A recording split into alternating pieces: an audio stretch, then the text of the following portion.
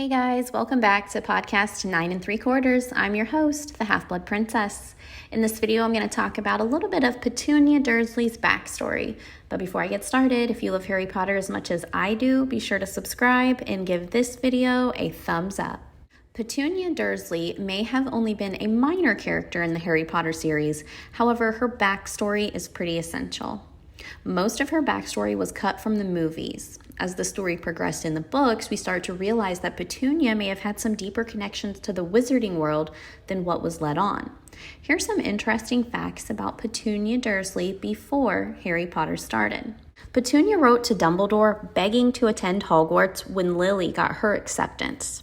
Ever since Lily got her visit from a Hogwarts employee confirming she was a witch and inviting her to Hogwarts, Petunia was jealous. Obviously, since Petunia was a muggle, she was not able to attend with her sister. On the day that Lily was set to leave on the Hogwarts Express, she tried to say goodbye to Petunia, but Petunia was too angry with her for leaving.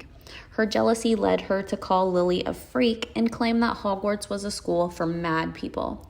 Since Petunia had begged to attend Hogwarts, she didn't really believe this. After being rejected by the wizarding world, Petunia did her best to live as normally as possible. She hated the strange things her sister would bring home from school and was happy to leave it all behind after graduation. She wound up in London working an office job, and this is where she met her future husband, Vernon Dursley. Vernon valued normalcy just as much as Petunia.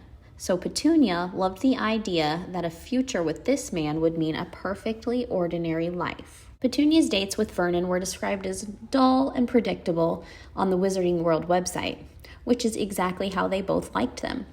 When Vernon proposed to Petunia, Petunia joyfully accepted. However, at this point in their relationship, she had not told her fiancé about her strange magical sister. She finally worked up the courage to tell him everything, and he decided not to hold it against her that she had a freak for a sister. Petunia began planning their wedding with the man of her dreams. The implication in Harry Potter is that Petunia cut all contact with her sister after leaving home. However, Wizarding World let us know that that was not the case. Though Petunia pretended not to approve of Lily's life and certainly didn't approve of her wizarding boyfriend, James Potter, she still made some effort to maintain a relationship. Petunia, Vernon, James, and Lily all went out to dinner so the siblings could meet each other's partners, and so said partners could meet one another. As could be predicted, this did not go well. During their first and only dinner together, Vernon and James worked on getting under each other's skin. Vernon was patronizing, commenting that James must not have a job or money, while James made jokes at Vernon's expense.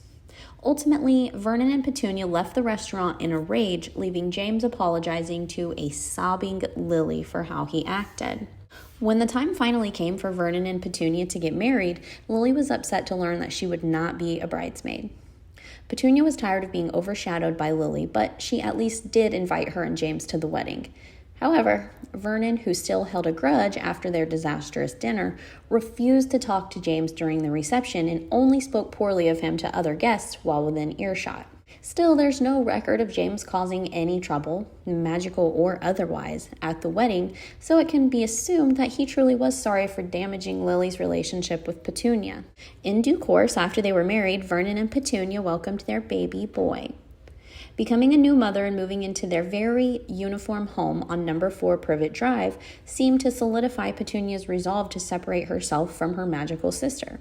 As explained in The Sorcerer's Stone, Lily never met her nephew, and when Petunia received the birth announcement for Harry, she threw it in the trash. She put all her attention into her very normal son, Dudley. In reality, Petunia and Lily were only no contact for a couple years before Lord Voldemort murdered the younger sister and her husband.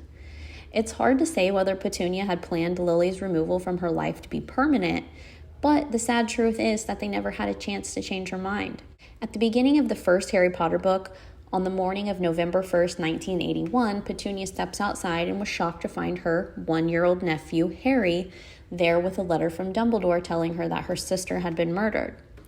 At the end of the Order of the Phoenix, Harry learns the rest of the contents of Dumbledore's letter. Dumbledore explained to Petunia that Lily had given her life to save her son and that her actions enacted a kind of magic that would continue to keep Harry safe as long as he lived with Lily's blood relative.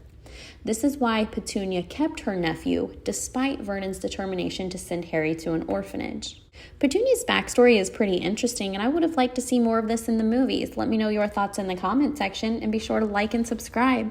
Okay, love you. Bye.